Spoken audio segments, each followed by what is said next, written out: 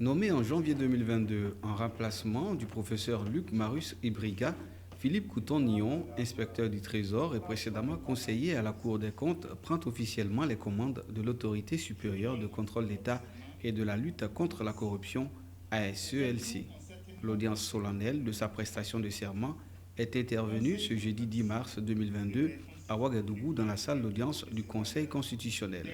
À l'issue de l'audience, le nouveau contrôleur général d'État a livré à la presse ses priorités pour les 5 années que vont durer son mandat.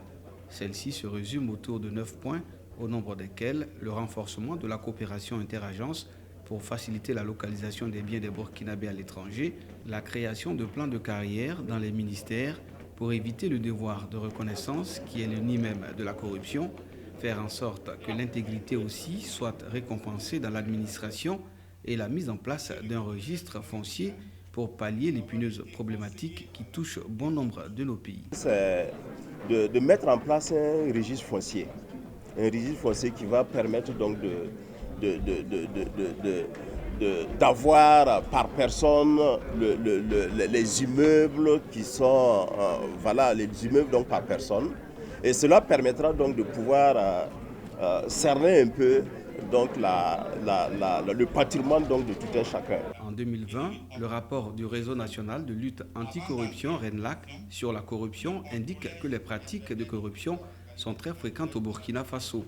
Cette proportion est en hausse constante depuis 2016 et occasionne à l'État des pertes financières énormes.